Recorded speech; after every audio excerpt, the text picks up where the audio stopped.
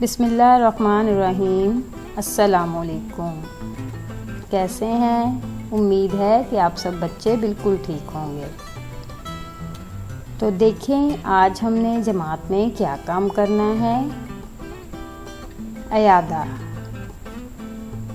سب سے پہلے ہم نے نئے الفاظ نعت میں سے لکھنا اور پڑھنا سیکھے، پھر ہم نے لکھائی پڑھائی کی نعت کی، اس کے بعد ہم نے توڑ کے جوڑ کیے۔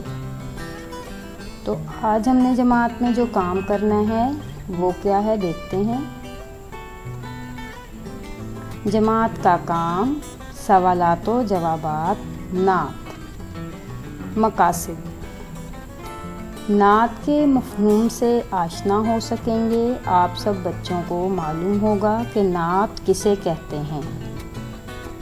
حضرت محمد صلی اللہ علیہ وآلہ وسلم اللہ کے آخری نبی ہیں، آپ جان سکیں گے، یعنی کہ آپ سب کو معلوم ہوگا کہ حضور صلی اللہ علیہ وسلم اللہ کے آخری نبی تھے۔ ان کے بعد نہ کوئی نبی آئے گا اور نہ آیا ہے۔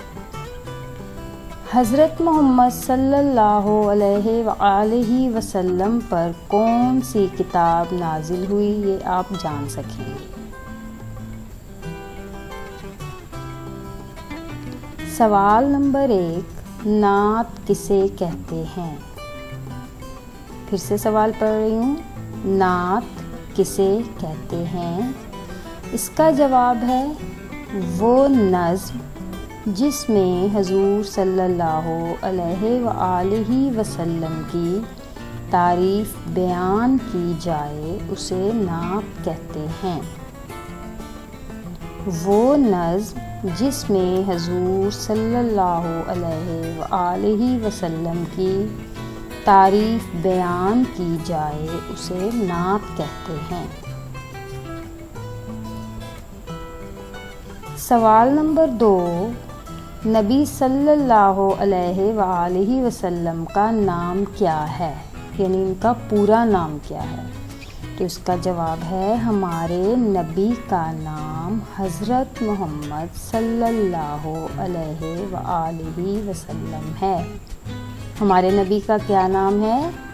جی، ہمارے نبی کا نام حضرت محمد صلی اللہ علیہ وآلہ وسلم ہے۔ سوال نمبر 3، پیارے نبی صلی اللہ علیہ وآلہ وسلم اللہ کی جو کتاب لائے اس کا نام کیا ہے، یعنی ان پر جو کتاب نازل ہوئی اس کا نام کیا ہے؟ ہمارے پیارے نبی صلی اللہ علیہ وسلم اللہ کی جو کتاب لائے اس کا نام قرآن ہے۔ یہ تو آپ سب کو معلوم ہی ہوگا کہ قرآن پاک حضور صلی اللہ علیہ وسلم پر نازل ہوا۔ پھر سے جواب پڑھ دیتی ہوں، پیارے نبی صلی اللہ علیہ وآلہ وسلم اللہ کی جو کتاب لائے اس کا نام قرآن ہے۔ یہ دیکھیے یہاں پر آپ کو قرآن پاک کی تصویر بھی نظر آ رہی ہے، یہ اللہ تعالیٰ کی آخری کتاب ہے۔ گھر کا کام۔ آپ نے یہ سوال جو ہے لکھ کر اس کا جواب بھی لکھنا ہے۔ سوال ہے نعت کسے کہتے ہیں؟ پھر سے سوال پڑھ دیتی ہوں، نعت کسے کہتے ہیں؟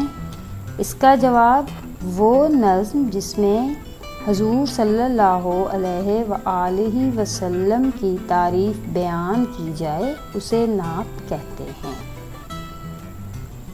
اس کے ساتھ ہی میں آپ سے اجازت چاہتی ہوں۔ اللہ حافظ۔